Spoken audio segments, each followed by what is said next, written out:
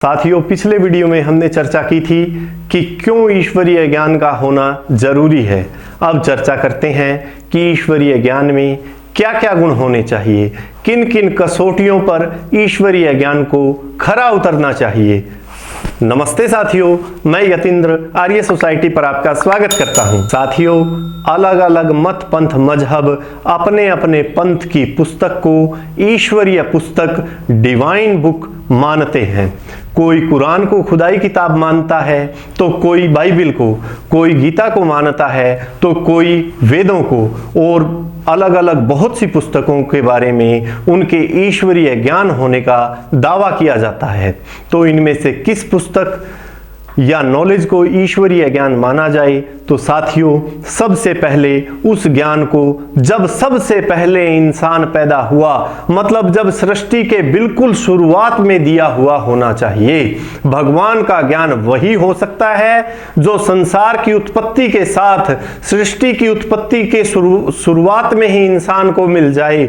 जो ज्ञान संसार या सृष्टि की शुरुआत के साथ ना मिले, मतलब भगवान अपना ज्ञान अगर इंसान को बाद में दे तो उससे पहले के इंसान जो पैदा होकर मर गए, क्या वह लोग बिना ज्ञान के ही चले गए? क्या ईश्वर ने उन्हें ज्ञान नहीं दिया? इससे भगवान पर भेदभाव का, पक्षपात का आरोप लगता है। इसलिए ईश्वरीय ज्ञान सृष्टि की शुरुआत में ही होना चाहिए।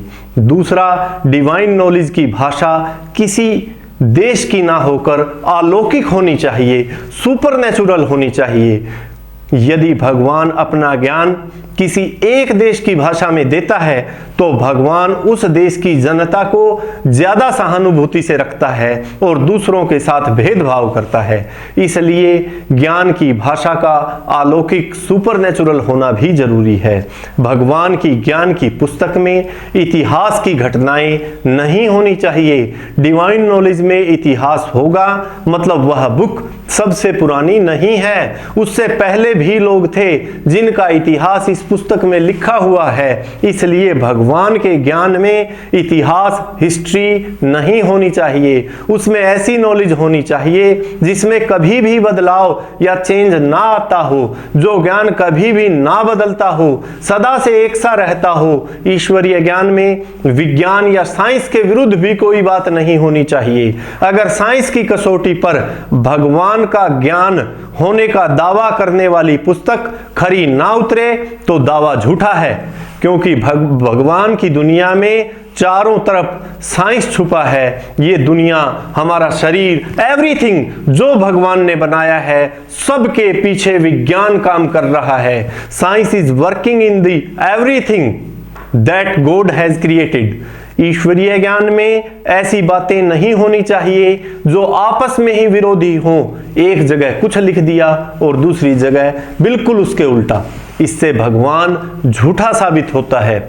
भगवान का ज्ञान किसी एक जाति या वर्ग के लिए ना होकर सबके लिए, या यूं कहिए कि मनुष्य मात्र के लिए होना चाहिए। जैसे उस परमेश्वर ने सूरज, चांद, सर्दी, गर्मी सबके लिए बनाए हैं, उसी तरह उसका ज्ञान सबके लिए होना चाहिए। भगवान के ज्ञान में वह सब नॉलेज होनी चाहिए जिनकी इंसान को जरूरत है। भगवान का ज्ञान भ्रांति युक्त नहीं होना चाहिए। जो ज्ञान या ज्ञान की पुस्तक इन कसौटियों पर खरी उतरे वही ईश्वरीय ज्ञान है, डिवाइन नॉलेज है। इन सारी कसौटियों पर जो ज्ञान खरा उतरता है वह है वेद। वेद का ज्ञान ही इन कसौटियों पर खरा उतरता है। आज इतिहासकार और वैज्ञानिक सभी यह मानते हैं कि वेद दुनिया की सबसे पुरानी पुस्तक है। Veda is the oldest book in the world. Veda की भाषा भी अलौकिक है, ना केवल अलौकिक है, वेद की भाषा 100%, 100% साइंटिफिक है। उसमें कोई इतिहास नहीं है। वेद का ज्ञान कहीं भी साइंस के विरुद्ध नहीं है। वेद पर किसी एक का अधिकार भी नहीं है। वेद सबके लिए है और वेद में वह सब ज्ञान, वह सब नॉलेज है जो इंसान को चाहिए। वेद के ज्ञान से कोई भ्रांति पैदा नहीं होती है। इसलिए वेदा इज द डिवाइन नॉलेज। भगवान ने वेद का ज्ञान किस तरीके से दिया? इंसान को भगवान ने वेद का ज्ञान क्या लिख कर दिया या बोल कर सुनाया? क्या ज्ञान देने के लिए ईश्वर ने अवतार लिया? इसकी चर्चा अगले वीडियो में।